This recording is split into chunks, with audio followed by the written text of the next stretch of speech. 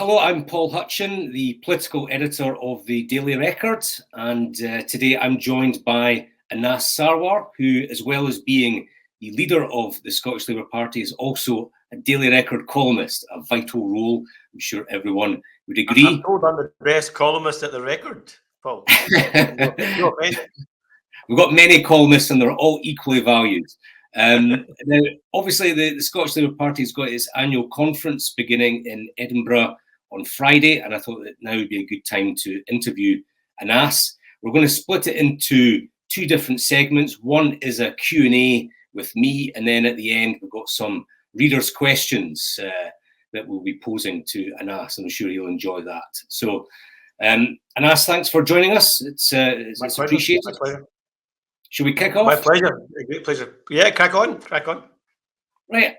I want to come to the conference, but shortly. But I want to start off by focusing on what has probably been the main issue, or one of the dominant issues in Scottish politics over the last 6 weeks or so, and that is gender recognition reform. Now, if we go back to before Christmas, the legislation passed overwhelmingly, and it passed with Labour support as well.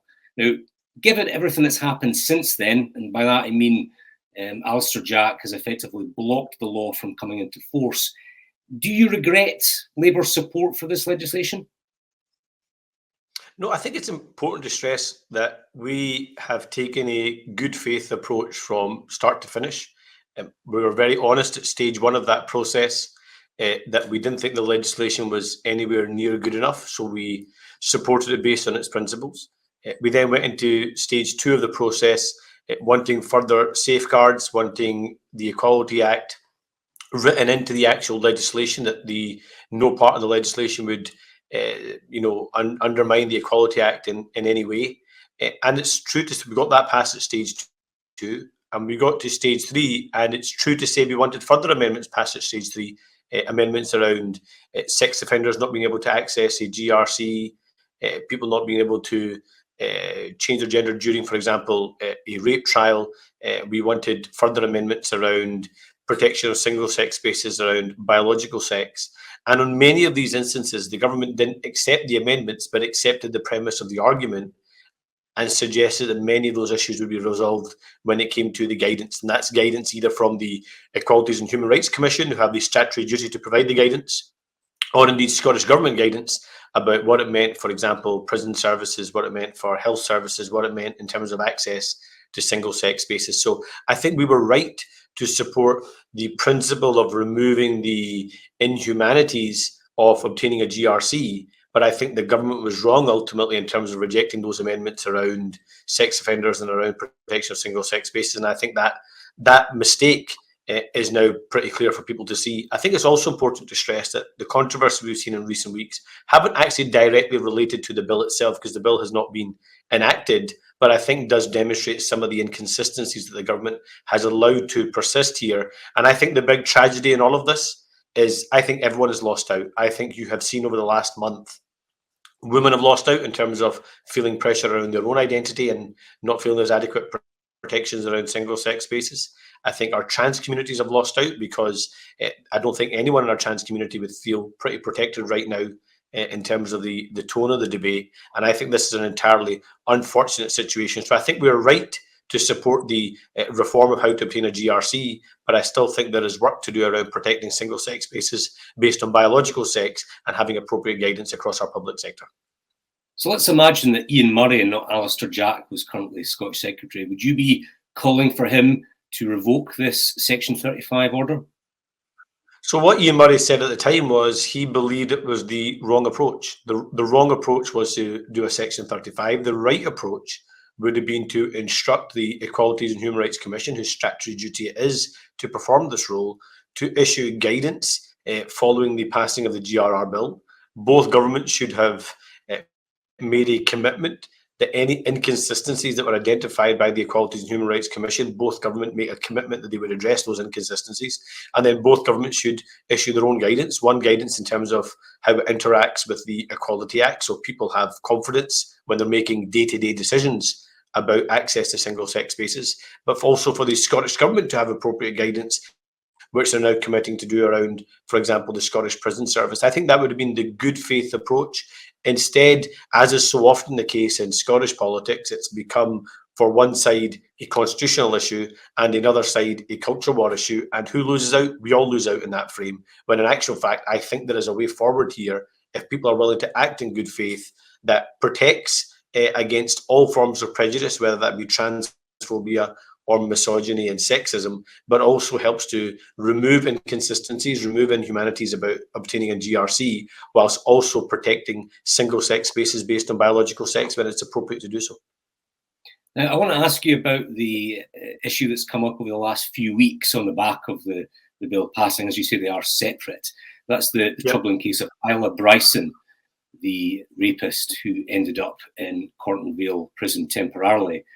Now, Nicola Sturgeon's been asked a very specific question about this, so I'm going to put it to you as well. Do you believe Isla Bryson is a woman? Isla Bryson committed rape. Rape is committed by a man in Scots law, and therefore should be treated as such. So a rapist, a man, should not be allowed into a women's prison. I think that is pretty clear.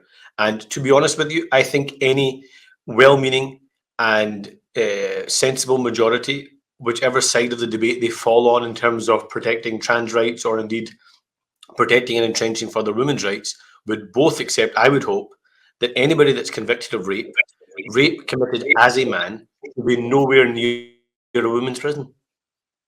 So just to be clear, are you saying that because this person is a rapist, that makes this person a man? Well, I don't, to be honest with you, I don't really care how Isla Bryson chooses to identify themselves right now.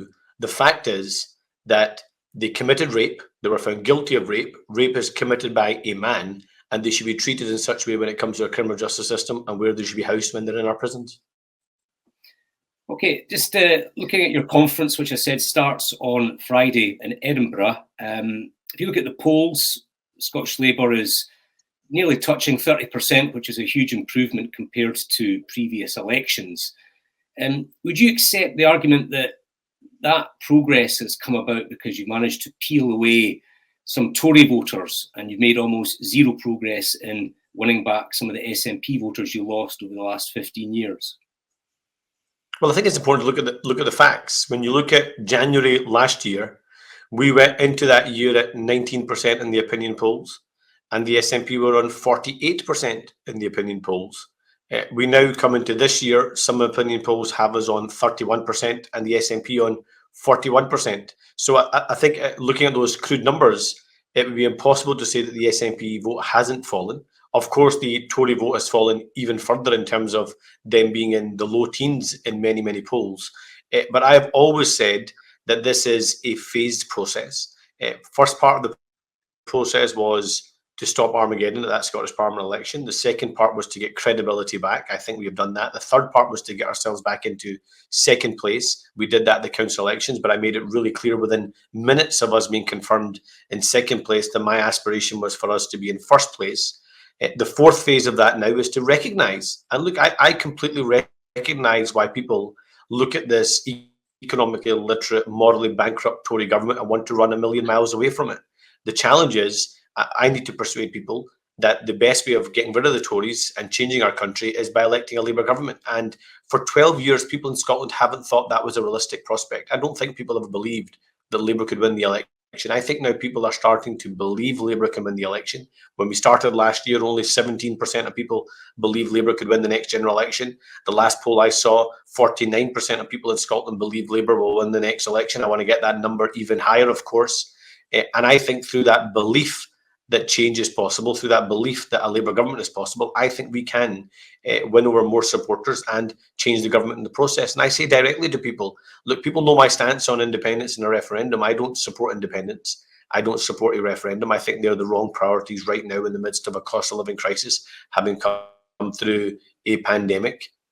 But I can understand that anger and frustration with the Tory government. So my appeal directly to people is, we may ultimately disagree on the final destination for Scotland, but I think a vast majority of us can agree that we need to get rid of this rotten Tory government. And ultimately, Only we, the Labour Party, can replace the Tories. The others can only oppose them. And that requires us to build a coalition of voters right here in Scotland, but also right across the UK, to knock this government out of Downing Street and to bring integrity, decency, compassion, values back to our politics right across the UK. Now, Gordon Brown, the former Labour Prime Minister, produced a report recently about the future of the UK. It was a very comprehensive report focused on things like House of Lords reform and the devolution to the nations and regions, but it was pretty light on detail when it came to Scotland. It did allude to further borrowing powers, but when will Labour set out exactly which powers are going to be devolved to the Scottish Parliament? Well, I think it's important to look at the Gordon Brown report, which is a really, really important piece of work, alongside the other reports that we published in the summer around, one, how we reform the House of Lords, second, how we reform the House of Commons, but also importantly, how we reform the Scottish Parliament and we reform local government at the same time. And I think the big theme that has come right across from all four of those pieces of work is, at the moment, you have two governments who believe in conflict and who don't believe in cooperation, two governments that make a virtue of that conflict in order to divide our country and tense them into camps and not focus on the priorities people want them to focus on and to try and get away with their failures. And I think if you change that tone of politics to make it less about conflict, more about cooperation, because actually that's what people want. People want to see more cooperation between both of Scotland's governments, but you need good faith actors in that, not bad faith actors. You have two governments right now that don't believe in devolution.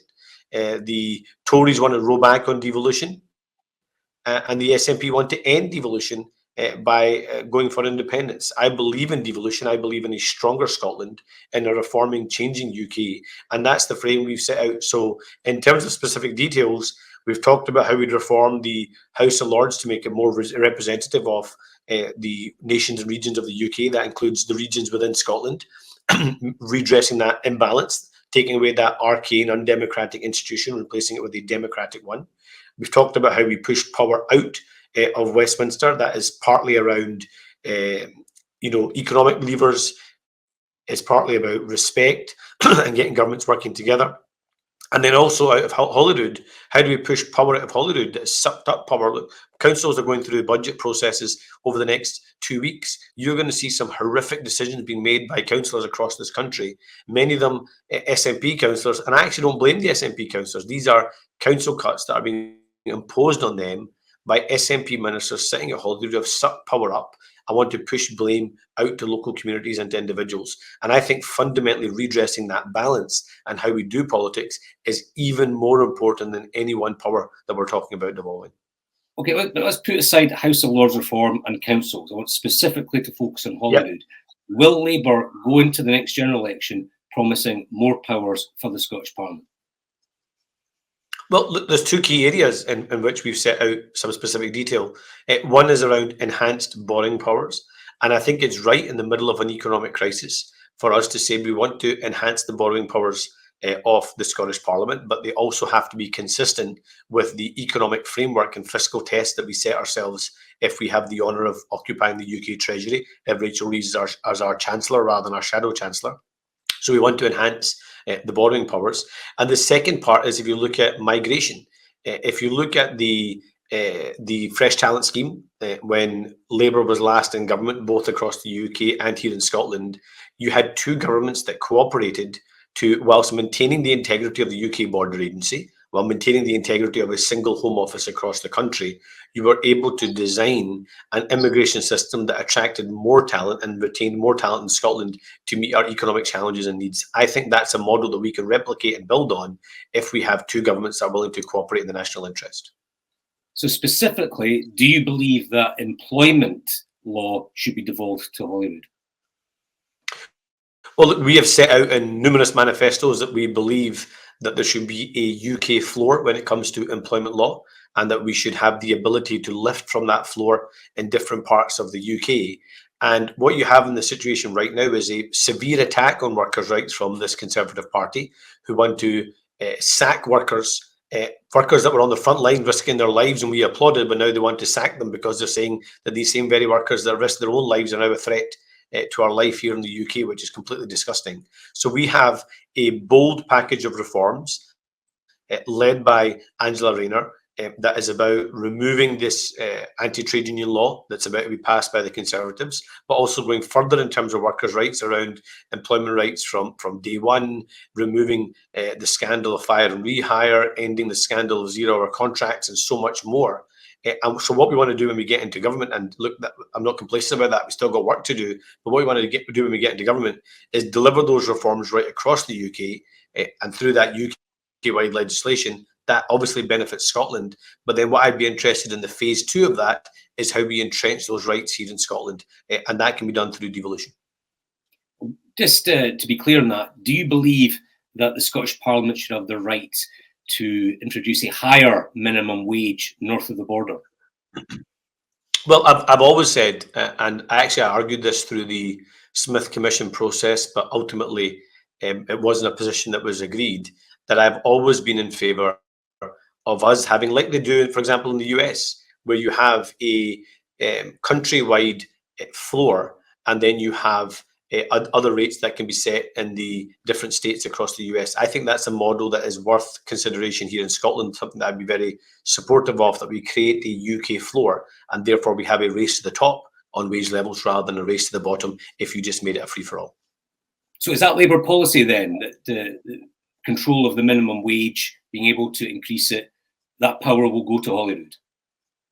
Well, look, as I said, that's been in our previous manifestos. That's still a policy position of the Scottish Labour Party, but I think it's absolutely right to say that if we get a UK-wide Labour government that has a bold package of reforms around workers' rights and around pay, that we allow that to be the first phase of implementing that legislation, because it benefits everyone right across the UK. And then I'd be interested in the second phase, is how we entrench those rights to make sure Scotland doesn't come under attack on those workers' rights ever again. Just on independence, Anas, now you don't support independence, you don't support Indie Ref 2, but an awful lot of Scots do. What is the legal route to a referendum on independence? Look, I've always believed that, if it's the settled will of Scotland, that would be a very different approach. Right now, you have a situation where a clear majority, there isn't a clear majority in favour of independence. There isn't a clear majority in favour of a referendum, particularly in the next couple of years, probably not even the next 5 years if you look at different polling, but that varies from time to time, but certainly no clear majority in terms of the next 2 years.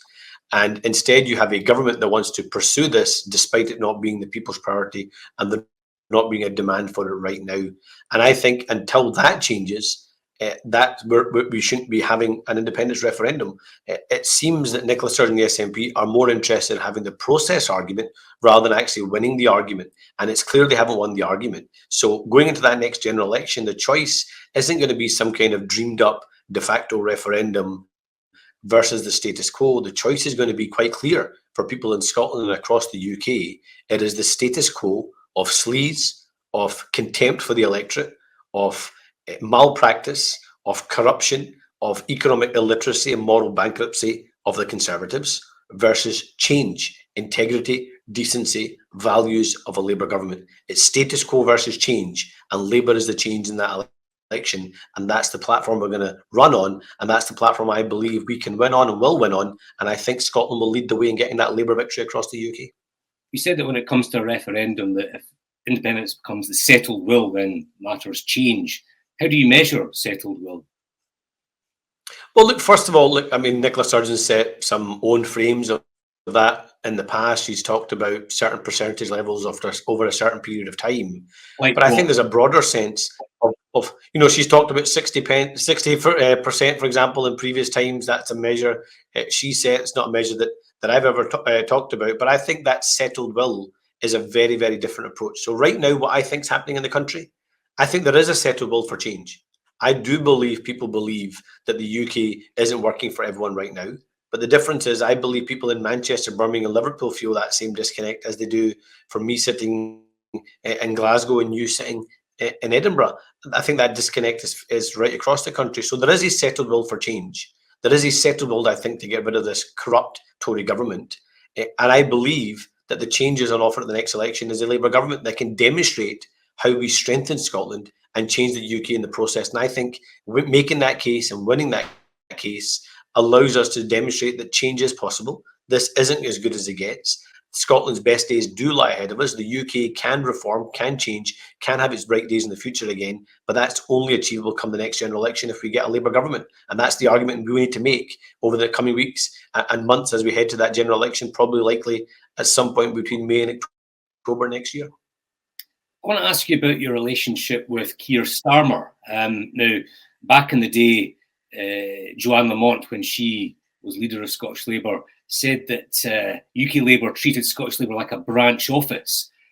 Just to be clear, have you had any disagreements with Keir Starmer in private? Look, we have robust conversations, but I think the frame for all of our conversations is always one of respect. We genuinely respect each other. We genuinely like each other. We genuinely believe that both are trying to do the best, one for Scotland, the other for the whole of the UK, and that we both desperately want Labour to win again. We both desperately want to change our country. And I think when you have that good, close, well-knit relationship based on respect, but also genuine admiration for each other and a genuine like for each other, that's a very, very different frame in which to have robust conversations in. So he recognises that Scotland is crucial in terms of helping to deliver a UK-wide Labour government. He robustly says that, of course, I want to be a Prime Minister for all of the United Kingdom, but I want to be a Prime Minister that represents every part of the United Kingdom as well. And that means it's important that we're winning seats again in Scotland and we're fairly representing the challenges in Scotland and transforming Scotland the way that people in Scotland demand.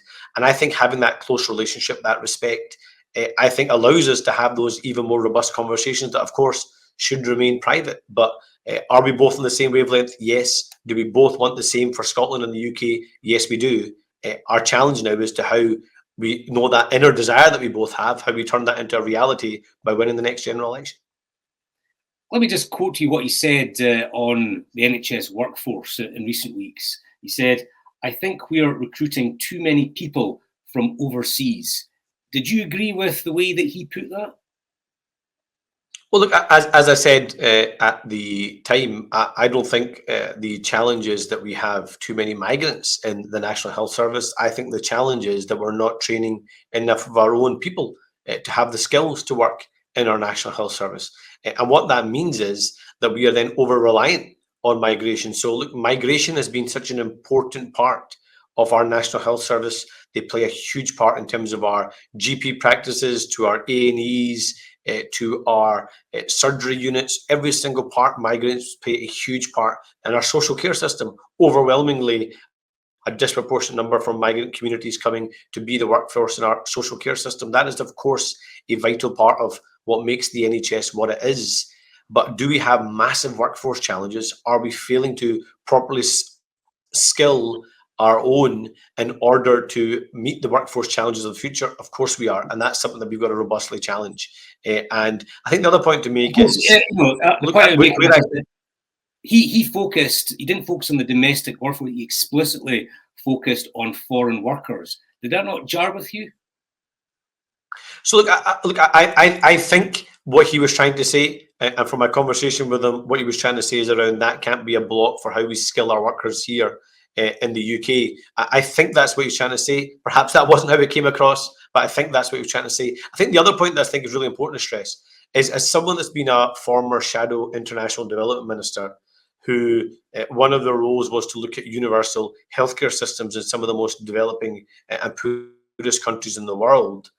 Look, we have got a disconnect here, and I'm really honest about the disconnect. I remember when I was doing that role as a shadow international development minister, I was having debates in Parliament. I was arguing with ministers, saying we are taking nurses and doctors away from some of the poorest countries in the world who don't have a functioning healthcare system in order to keep and maintain our national healthcare system here in the UK. And now, when I was doing the health portfolio, I was talking about how we have greater migration in order to meet our needs. And I think we just got to be honest about that inconsistency. We've got to strike the right balance where we meet our international development needs in terms of building universal healthcare systems that can help to save lives and end poverty in other parts of the world, whilst also maintaining a balanced migration system here that's partnered with appropriate skills in terms of our own workforce to meet our own healthcare challenges here at home. And I think getting that balance right, I think, is really, really important.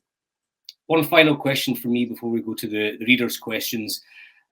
We focused a lot on the looming cuts in Glasgow, particularly at council level. I think they're going to have to make about 17 million. Would you accept that Labour is partly to blame for this, given the mess that was made on equal pay and the amount the city is having to pay back in relation to that scandal?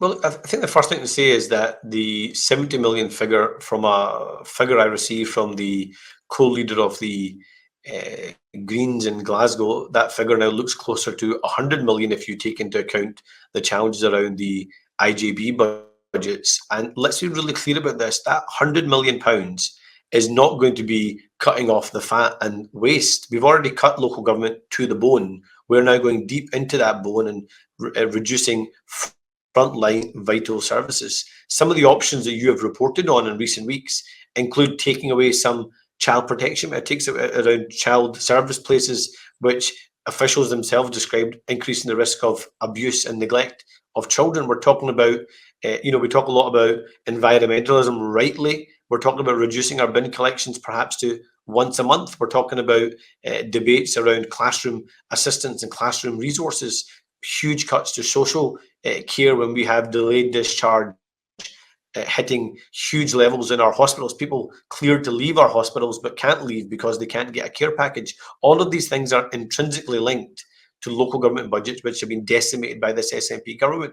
And look, they can try and point the finger at Labour around equal pay disputes. These are cuts that are happening in 32 local authorities, not just one local authority. And they can also point to equal pay disputes, but this has now been a cumulative effect of over £430 million that's been cut from Glasgow's budget over the last 13 years. That's going to have devastating consequences. And in terms of the equal pay dispute, I think it's important. Of course, we've got to meet our obligations around equal pay. Of course, those women have to be fairly compensated for what happened in the past. But the SNP shouldn't pretend that they weren't complicit in some of that when they voted through the very deals that were being made in terms of those equal pay disputes when they were in opposition in the council chamber, when we tried to build some cross-party consensus. But on balance, did we get it wrong? Yes, we did. Should we have greater fairness earlier on? Yes, we should have. Is it right that we correct those mistakes of the past? Of course we should. But if you talk to many of those women right now, they would still say you've got an SNP Glasgow City Council that still isn't giving them fairness and is decimating their services right now. And that's decisions made in Scotland for Scotland, delivered by an SNP government and imposed on the great city of Glasgow. And it's not acceptable. And that's why our council colleagues are saying enough is enough. We're not going to be part of this game. We're not going to say, here's our version. Your predecessor, Sorry, your predecessor, Richard Leonard, apologised on behalf of Scottish Labour for the mess that Labour made when they were in power in Glasgow over equal pay. Is that an apology you echo as well? He was right to. As a party that prides itself on equality, we got it wrong.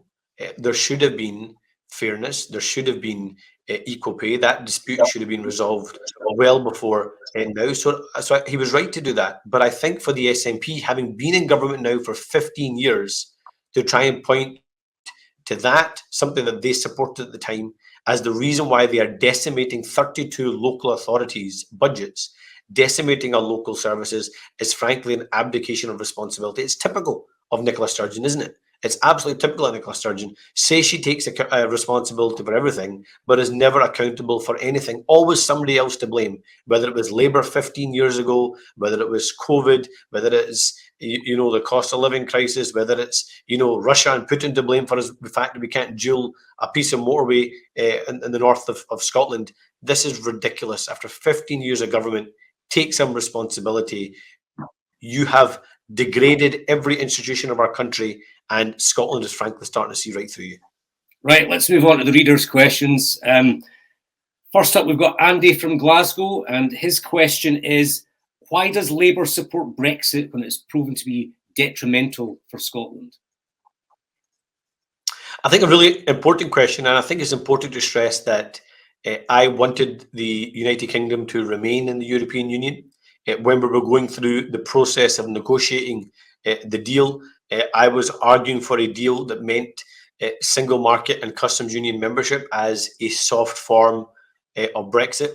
Sadly, those are arguments that we lost, and we are now past the point of negotiating a deal. We have a deal in place. And look, I would be inconsistent if I said we shouldn't reopen the yes-no debate, but we should reopen the leave or remain debate. That's not to say that Brexit hasn't had a negative impact. It has. That's not to say that the Brexit deal isn't a mess. It is. And I think that's why having a Labour government in that's going to change our relationship with Europe, that's going to rebuild trust and relationships with the European Union, and is going to work when it's in our national interest with the European Union to help us around trade and migration and other issues, is a very, very different frame from right now. You have a Conservative government that is deliberately picking fights with the European Union in order to cover for its own failure. So I think it's a fundamental changing of the relationship. But should we reopen that debate and go into that election campaign saying we're going to redo a referendum? To be honest, the only people I think that helps is the Conservatives, and I'm desperate to get rid of this Tory government. Next up, we have Rebecca from Stirling, and she asks, if Keir Starmer becomes Prime Minister, would you like to see him scrap Trident? Well, look, I think the whole debate about our security has changed fundamentally in the last year. And I think people's attitudes towards our security have probably changed massively in the last year. When you look at the invasion of Ukraine, when you look at a despotic leader in Vladimir Putin, and I think the argument now for multilateral disarmament is even stronger than the argument for unilateral disarmament. We can't play nice with people like Vladimir Putin. They don't play nice back. And I think we've just got to be open and honest about that. Our first duty is, of course, to protect our country, and then obviously to deliver for our people. And therefore, meeting our security needs and keeping our obligation in terms of a NATO ally, I think, is really important. Hold on, isn't Scottish Labour's official position to be against Trident? Yes, and you've asked me that before. We passed a resolution at a previous Scottish Labour conference under a previous leader around Scottish Labour's policy position on that. My own views and Jackie Bailey's views are very well known in terms of that, and I think public opinion has changed. But am I going to reopen that debate at Scottish Labour conference? No, we're not going to reopen that debate right now. But I think people's views on our security, I think, have fundamentally shifted, particularly in the last year. Next up, Sam from Edinburgh. Would you reverse the SNP's income tax rises if you were First Minister? Look, I think the challenge, I believe in more progressive taxation. So I think it's right for those that are able to pay more, as long as people can see a return on that extra they're paying. And I think the challenge we have right now is, whilst I believe in more progressive taxation for the people at the top to pay more in order for us to put more money, for example, into the National Health Service, I don't think people are seeing the outcomes the other side of that. I think for lots of people, it feels like they're paying more and getting less. I think that's what it's going to feel like when you see the council budgets passed, when council tax is going to rise, but services are still going to be cut or closed in many parts of our country. So I'm all for, as I say, more progressive taxation. My first view is not to cut taxes, but if we are going to increase taxes, then there has to be a clear outcome change that people can see that they're getting in return for that income tax going up. This seems to be a more internal Labour question. John from Aberdeen. Do you think Keir Starmer has kept his leadership campaign promise of uniting the party and not engaging in factionalism? I suspect that somehow relates to Jeremy Corbyn. Well, I think the important thing to say here is what Keir Starmer is not. He's not the leader of a protest movement. He's not the leader of a debating society. He is the leader of a UK Labour Party that believes Labour has to be a party of government. And I think what Keir has united us on is that united belief. One, that we need to get rid of this Tory government. Second, that our country needs to change. And third, the only way we do both of those things is by having Labour winning the election. And I think on that hunger, that desire, that desperation to win, he has unified our political party. And that's why we've got to unify behind that cause of winning. It's too important. This is a huge, huge moment for our country, whether we can choose to carry on with the way it is, the way of decline, the way of immorality, the way of this Conservative government, or whether we can fundamentally change our country. And on that belief for change and that belief in Labour winning again, I think he has united our party. Would you like to see Corbyn blocked from standing as a Labour candidate at the next general election? Look, I said at the time, and I've said since, I wouldn't appreciate Keir Starmer telling me how to manage my parliamentary group, so I'm not going to tell him how to manage his. My understanding is that a very clear request has been made for Jeremy Corbyn.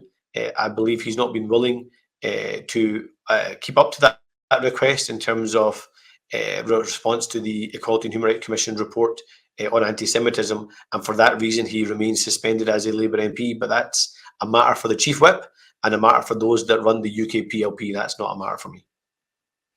Penultimate question, Jim from Motherwell. Do you support a pause in the government's deposit return scheme? Yes, is the answer to that in short.